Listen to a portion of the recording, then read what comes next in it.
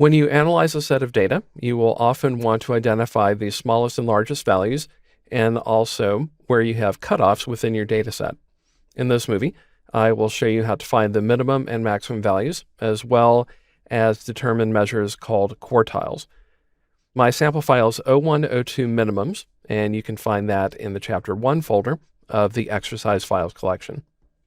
In this workbook, I have a set of order values, and they run from cell A2 all the way down, scrolling to A40.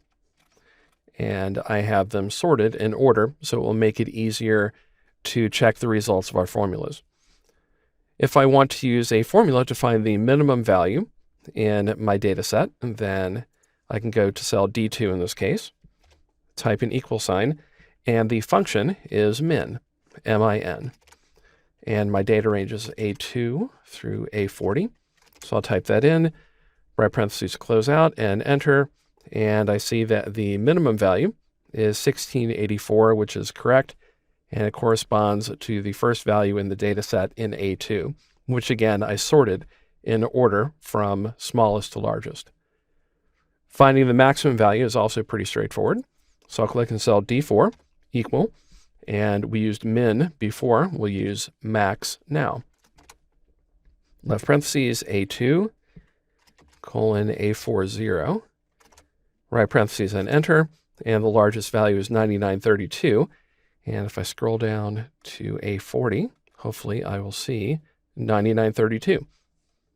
And I do. Now I'll go back up, and we can go to cell D6 and create a formula to measure the quartile.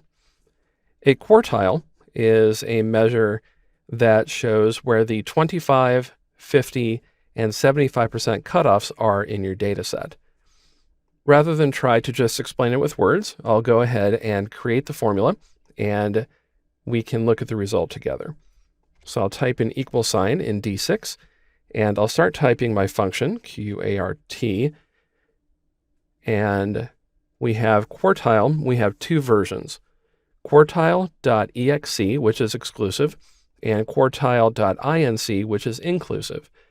The difference between the two is that exclusive only lets you identify quartile 1, 2, and 3, whereas quartile inclusive also lets you identify the minimum and maximum value using the quartile function.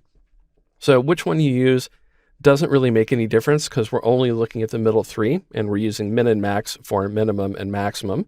So I'll just go ahead and use exclusive, which is the one that's highlighted now. And my array is A2 through A40, but I need to add another argument. So I'll type a comma, and we need to identify the quartile. In this case, we're looking at the 25th percentile. So I'll press tab. I could have also typed in the number 1, right parentheses, and enter. And I get 4293. And if I look in the data list over on the left, I see that value occurs in cell A11. I have 10 values, including 4293, in the data set. So that means that I have about 40 values, and quartile number 1 ends at value number 10 when the data list is sorted in order from smallest to largest. Now let's do the same thing with quartile 2, and I will change the highlighting of cell A11 so we remember where quartile 1 ends up.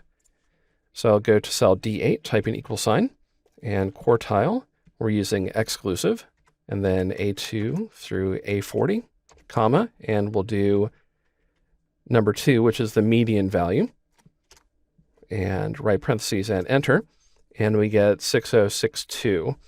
So 6062. So I'll scroll down. There's a value in 21, or A21, right here. And so I have, dragging to count, I have 10 values in that quartile. That makes sense. So I will change the highlighting there and go back up and do quartile 3 in cell D10.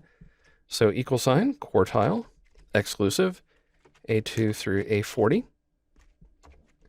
Then we'll do the third quartile. So I'll type number 3 and enter, 7491. So I'll scroll down And then there's 7491. So I have 1, 2, 3, 10 values there.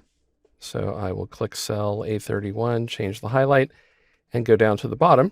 And from 32 to 40, it looks like I have 9 values there. I do. So we have 10 values in each of the first 3 quartiles. And then for the fourth one, we have only 9. And that includes our maximum value of 9932. As you can see, this type of analysis can give you great insights into your data, the minimum, the maximum, and how the data is arranged or spread out between those 2 values.